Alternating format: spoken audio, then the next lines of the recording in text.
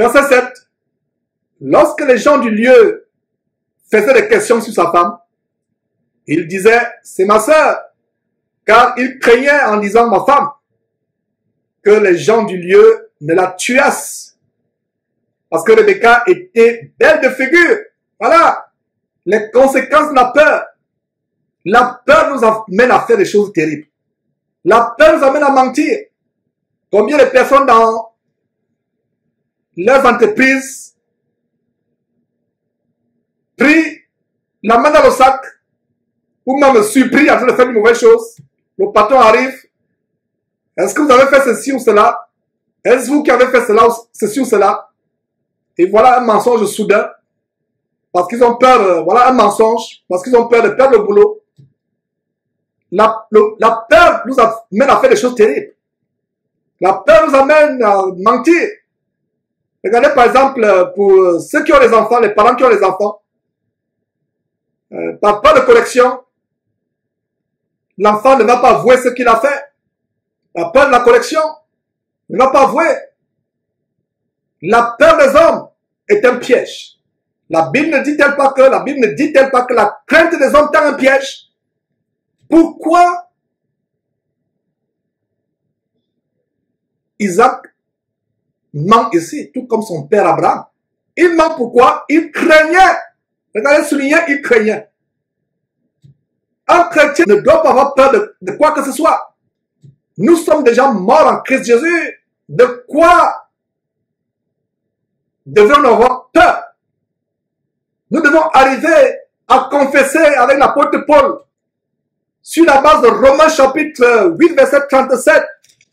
J'ai l'assurance que ni la mort, ni la vie, ni les choses présentes, ni les choses à venir ne pourront nous séparer de l'amour de Dieu manifesté en Christ Jésus. J'aimerais lire exactement ce verset. Un chrétien doit être délivré, débarrassé de la peur. Nous ne devons pas avoir peur de quoi que ce soit, de qui que ce soit. De qui que ce soit. Regardez comment Abraham a eu de sérieux problèmes à cause de la peur qu'il avait des grands d'Égypte, de Pharaon et ses grands. C'est pour cela qu'il a menti. Et nous voyons le même mensonge aujourd'hui se répétant avec son fils Isaac, le même mensonge qui se reproduit. La peur est dangereuse, surtout la peur des hommes. Un chrétien n'a pas peur des hommes.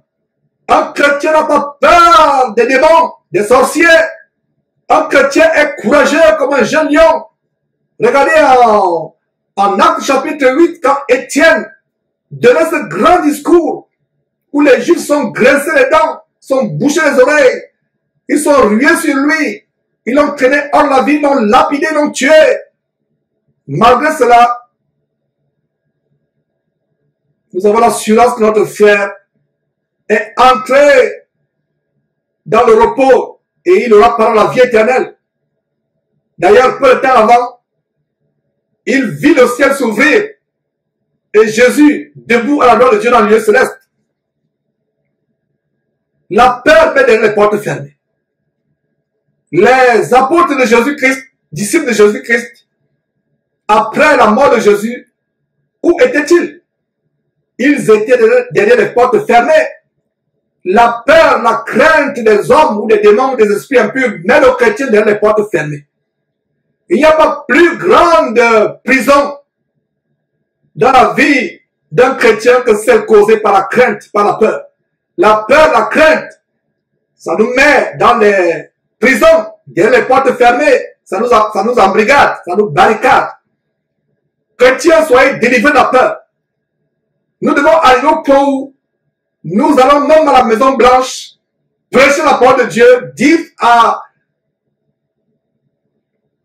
au solovie de Washington, la volonté de Dieu de se débarrasser de l'homosexualité. Si c'est la volonté de Dieu que nous y allons, bien sûr, on n'aura pas peur. On a étudié le livre de Jonas, comment Jonas avait peur d'aller à Ninive. Dieu l'a envoyé à Ninive pour annoncer la délivrance. Je vais dire la repentance. Effectivement, c'est la délivrance du péché. La repentance du péché apporte la délivrance du péché. Il a eu peur d'aller à Ninive. Il a préféré se noyer dans la mer que d'aller à Ninive. Parce qu'ils supportaient la noyade que la méchanceté des gens de Ninive. Quelle pouvait être la méchanceté des habitants de Ninive pour un serviteur de Dieu comme Jonas préfère se noyer que d'aller à Ninive? Think about that. Réfléchissez à ce sujet, s'il vous plaît. Il se retrouve au fond de la mer. Lui pensait qu'il est mort. Mais Dieu, dans sa miséricorde, l'a fait avaler par un gros poisson. Voilà comment, dans la miséricorde de Dieu, Dieu le fait avaler par un grand poisson. Et Dieu plus tard donne l'ordre au grand poisson de vomir Jonas sur la plage. Et Jonas est parti finalement à Ninive. Il a prêché le message de repentance à Ninive. Et la ville s'est repentie jusqu'au roi. Depuis le roi jusqu'au plus petit, ils sont recouverts de cendres et de sacs. Ils sont repentis. D'ailleurs, Jésus reprend cette histoire en disant que les gens de Ninive, les gens de Sidon seront jugés moins sévèrement que cette génération parce qu'au moins ils sont repentis à la prédication de Jonas. Combien de personnes se repentent à notre prédication aujourd'hui derrière Jésus-Christ TV? Chaque jour, nous venons vous avertir. Fuyez le péché, fuyez le mal, renoncez à tout ce qui est mauvais. Les gens pensent que nous sommes fous. Renoncez à ces choses. Mes frères et sœurs, la peur de l'homme est dangereuse. Regardez, Jonas préfère aller se noyer. Il préfère mourir par noyade que de mourir au mal des gens de Ninive. Donc la méchanceté des gens de Ninive était plus grande que la douleur, la souffrance de mort par noyade. Incroyable. Avez-vous jamais pensé à cela? Terrible, mes frères et sœurs, n'est-ce pas? La peur nous embrigade. La peur nous met derrière les portes fermées. La Bible dit que la peur de l'homme est un piège. Nous n'avons peur de personne. Beaucoup de chrétiens ont peur de dénoncer les œuvres des ténèbres parce qu'ils ont peur du pasteur. Ils ont peur de la sorcellerie du pasteur. Otto a déclaré, a décrété notre mort. 72 heures, il a dit que ces gens-là, ils vont mourir par l'accident de circulation. 72 heures. Je pense que plusieurs semaines sont passées depuis sa déclaration. 4 semaines, plus de 4 semaines sont passées. Soit plus, 3 jours, 72 heures, on était morts par accident de circulation. Et j'imagine comment certaines personnes avaient peur. Et aujourd'hui, nous sommes toujours là. Combien de personnes nous ont menacé de mort depuis 5 ans? On a commencé véritablement ce travail de dénonciation et d'encouragement à retourner à l'évangile original. La peur est dangereuse. N'ayez pas peur de qui que ce soit. Combien de personnes sont abusées par ces faux pasteurs, les femmes qui sont violées, mais ont peur de dénoncer. La Bible dit que les lâches se retrouveront en enfer. Un pasteur vous a fait quelque chose de mauvais. Dénoncez ce pasteur publiquement afin que les autres soient délivrés, avertis, que les autres sachent que ce pasteur est dangereux. Ma soeur, n'aie pas peur de dénoncer ces faux pasteurs. Mon frère, n'aie pas peur de les dénoncer. Mon frère, ma soeur, n'ayez pas peur des sorciers de votre village. N'ayez pas peur des démons.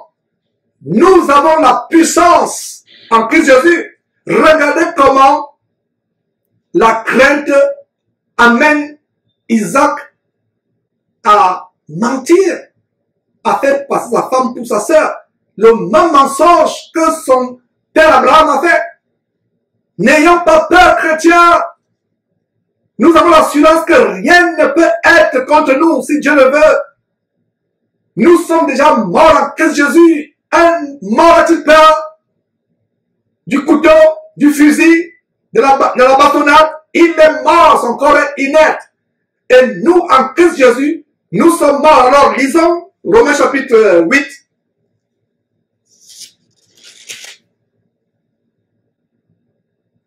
Verset 35.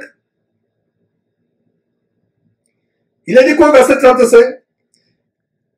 Qui nous séparera de l'amour de Christ? Sera-ce la tribulation, ou l'angoisse, ou la persécution, ou la faim, ou la nudité, ou le péril, ou l'épée. Un chrétien n'a pas peur de toutes ces choses.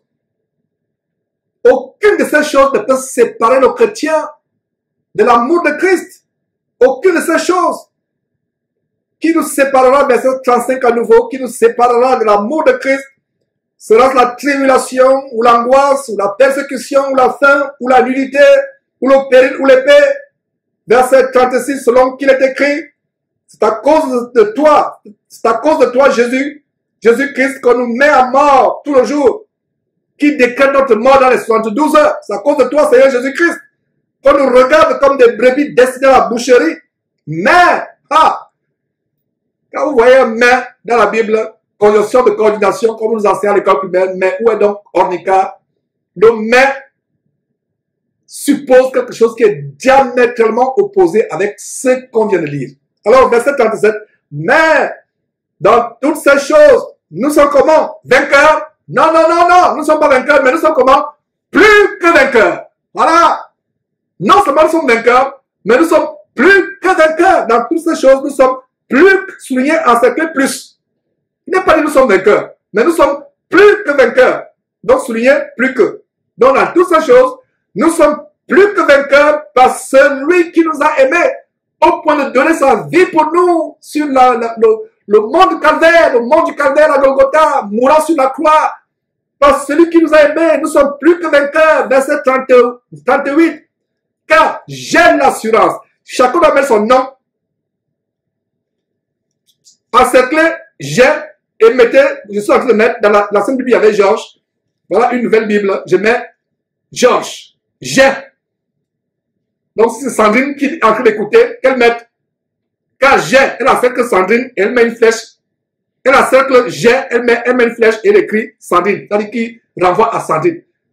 Si c'est Roger qui est en train de suivre actuellement, que Roger encercle j'ai et mette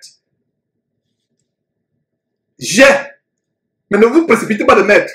Parce que c'est une responsabilité qu'à partir d'aujourd'hui, vous aurez la même assurance. Ne vous précipitez pas de mettre. Parce que si vous mettez j'ai, moi je mets j'ai. Moi je mets Georges. J'ai écrit Georges, j'ai mis la flèche.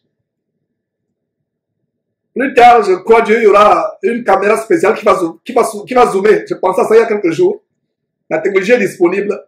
Une caméra qui zoomera ma Bible pendant que j'enseigne. Je suis enthousiaste déjà par anticipation de voir cela se réaliser. De voir une caméra qui zoome sur la Bible. Vous voyez comment j'ai écrit. La technologie actuellement ne nous permet pas de le faire.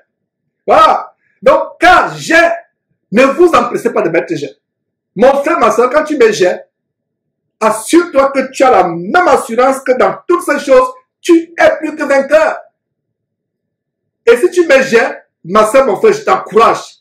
Parce que chaque fois que tu seras en face de ce que nous allons lire, par la suite du verset 38 et 39, tu te rappelleras du fait que j'avais mis j'ai pendant que j'enseignais en direct. Tu n'auras plus peur.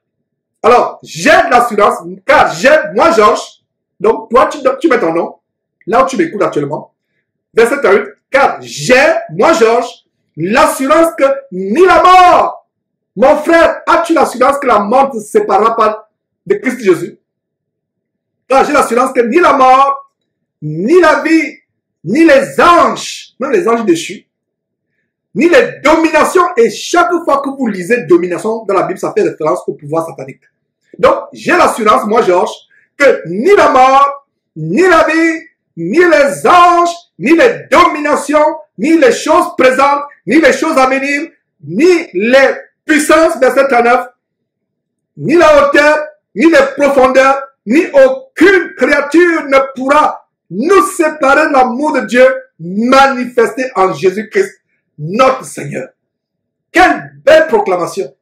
Voilà un verset à mémoriser, à proclamer. Il y a une attaque dans la nuit. Comme la sœur, une des sœurs qui avait mis au studio, témoignait comment dans la semaine elle a eu une attaque dans son sommeil. Et elle est sortie vainqueur parce que je vous assure qu'on a développé cette habileté de confronter les démons dans le nom de Jésus-Christ. Et on vous encourage de faire les mêmes. Quand vous êtes attaqué, récitez ce passage.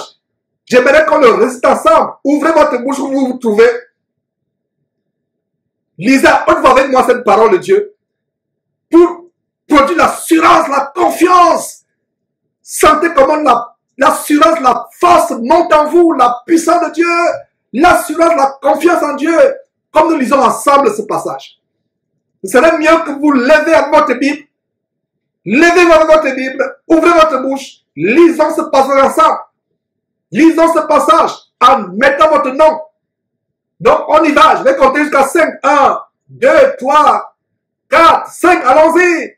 4, lisons ensemble. 4, moi Georges, j'ai l'assurance que ni la mort, ni la vie, ni les anges, ni les dominations, ni les choses présentes, ni les choses à venir, ni les puissances, ni la hauteur, ni les profondeurs, ni aucune créature ne pourra me séparer de l'amour de Dieu manifesté en Christ Jésus. Voilà l'assurance du chrétien. Alors mon frère, ma soeur, comment tu te sens après avoir répété cela avec moi? Ça produit l'assurance, n'est-ce pas? Ça produit la confiance, n'est-ce pas? Que cette assurance, cette confiance ne soit pas seulement là parce que nous sommes en direct. Que cette assurance, cette confiance te conduise tous les jours de ta vie à partir d'aujourd'hui. Ayant cette assurance, cette confiance que rien, absolument rien, ne peut te séparer de l'amour de Dieu. Que si Christ est en toi, qui peut être contre toi? Qui peut être contre toi? Christ en moi, l'espérance de la gloire. Christ en moi, l'espérance de la gloire. Si Dieu est en moi, qui peut être contre moi? Personne ne peut être contre moi. Voilà l'assurance du chrétien que même la mort, la vie, les démons, les sorciers, les choses présentes, les choses à venir, rien, absolument rien, ne pourra nous séparer de l'amour de Dieu manifesté en Christ Jésus. Voilà l'assurance inébranlable, infléchissable du chrétien véritable, né de nouveau de l'Esprit de Dieu. Un chrétien doit être plus brave qu'un jeune lion, courageux, fearless, comme on dit en anglais, fearless, sans peur, déterminé, courageux, face à l'ennemi, sans peur. Et quand vous réalisez comment vous êtes mort en Christ Jésus, ressuscité avec Jésus-Christ et assis avec Jésus-Christ à la droite de Dieu dans les lieux célestes, vous êtes sans peur, sans crainte.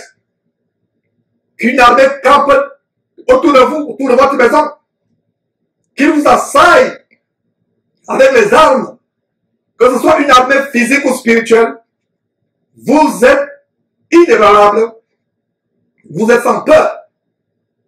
Voilà une nouvelle génération de chrétiens que nous devons avoir dans ce temps de la fin. Des gens prêts à manifester leur radicalisme pour Christ, sans peur, sans crainte de quoi que ce soit, sans avoir peur des sorciers, des démons, des ennemis.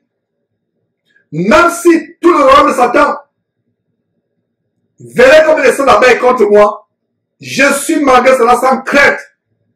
Parce que je sais que devant Jésus-Christ, tout genou fléchit, tant au ciel, sur la terre et plus bas que la terre. Et que toute langue confesse que Jésus-Christ est Seigneur. Mon frère, ma soeur, sois courageux à partir d'aujourd'hui ou courageuse. Sois courageux, mon frère, sois courageuse, ma soeur. Sois ferme dans ta foi, sois inébranlable. Alors, regardez comment, à cause de la peur, retournons à Genèse chapitre 26, comment, à cause de la crainte, quelqu'un à qui Dieu vient de parler, quelque temps avant que Dieu lui parle, au verset 3, quelque temps avant seulement, Dieu lui dit comment il le bénira, comment il donnera tous ses contrées. Oh, la nature humaine. Ne vous précipitez pas à lancer les cailloux à Isaac. Isaac n'avait pas le Saint-Esprit. Isaac n'avait pas cette mauvaise parole de Romains chapitre 8, verset 36 à 38, comme il le confessait ensemble. Il n'avait pas le Saint-Esprit, il n'avait pas Christ Jésus dans sa vie, Jésus-Christ dans sa vie. Il n'avait pas la Bible. Vous et moi l'avons. Mais ce qui est surprenant dans la nature humaine, quelques temps avant seulement, pas un an après, pas 2 ans après, pas des mois après, pas des semaines après, immédiatement après que Dieu lui parle, lui rappelle les promesses à Abraham, son père, lui rappelle comment il va le bénir, lui donner tous ses contrées, bénir sa postérité, et dire le serment que Dieu a fait à Abraham, multiplier sa postérité comme les étoiles dans le ciel, donner à sa postérité tous ses contrées. Quelques instants après seulement, Isaac oublie tout cela et pris dans un accès de peur, de crainte, ment lamentablement en faisant passer sa femme pour sa sœur. Oh, la nature humaine. Il a vite oublié qu'il a parlé avec Dieu, que Dieu lui a parlé. Nous voilà qu'il chute au verset 7. Lorsque les gens du lieu faisaient des questions à sa femme, il disait, c'est ma sœur, pourquoi? Parce qu'il craignait en disant, ma femme, que les gens du lieu ne la tuassent parce que Rebecca était belle de figure. Verset 8.